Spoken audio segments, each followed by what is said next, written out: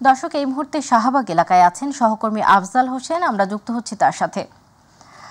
আফজাল, অবরোধের কি এখনো চলছে, কি বলছেন আন্দোলনকারীরা, জানাবেন।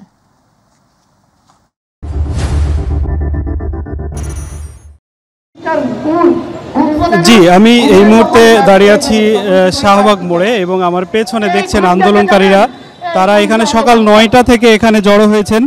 তারা দাবি জানাচ্ছেন জুলাই ঘোষণাপত্র এবং জুলাই সনদপত্র দ্রুত ঘোষণা করতে হবে এবং তা বাস্তবায়ন করতে হবে এবং সেটা স্থায়ী বিধানে তথা সংবিধানে যুক্ত করতে হবে। এই দাবিতে এখানে আজকে আহত জুলাই যোদ্ধা এবং শহীদ পরিবারের সদস্যরা এখানে জড়ো হয়েছেন এবং ধীরে ধীরে সময় যত গড়াচ্ছে তত এখানে জনসমাগম বাড়ছে। এখানে রাস্তাগুলো সকাল থেকে এখানে মূলত তারা অবস্থান নিয়েছেন এবং আশেপাশে গাড়ি ঘোড়া আপাতত বন্ধ রয়েছে। তারা যেটা জানিয়েছেন, আয়োজকদের সাথে কথা বলে জেনেছি, তারা বলছেন তাদের দাবি আদায় না হওয়া পর্যন্ত তারা এই জায়গা থেকে সরবেন না এবং এর বাইরে আরও বেশ কিছু তারা ঘোষণা দিয়েছেন। তারা জানাচ্ছেন যে এগুলো সংবিধানে যদি যুক্ত করা না হয় তাহলে তারা নির্বাচন হতে দিবেন না এবং বেশ কিছু দাবি তারা জানাচ্ছেন।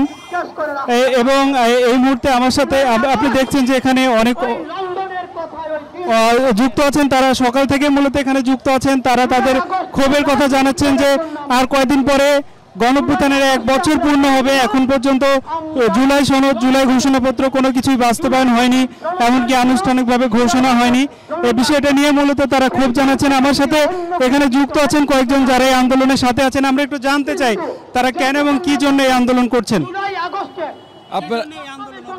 আপনারা জানেন যে আমরা আজকে সারা বাংলাদেশ থেকে জুলাই যোদ্ধা এবং আহত এবং নিহত ফ্যামিলিরা সবাই আমরা সকাল থেকে এই কর্মসূচি পালন করতেছি। জুলাই সনদ এবং জুলাই ঘোষণাপত্রের জন্য আমরা আন্দোলন করতেছি। আর আপনারা জানেন আমরা সকাল থেকে আন্দোলন করতেছি, কিন্তু আমাদের নির্দিষ্ট কোনো টাইম নাই যে পর্যন্ত আমাদের। জি, যেমনটি দেখছিলেন এই আন্দোলন তারা অব্যাহত রাখার ঘোষণা দিয়েছেন তাদের দাবি না পূরণ হওয়া পর্যন্ত। এই ছিল আমার কাছে সবশেষ।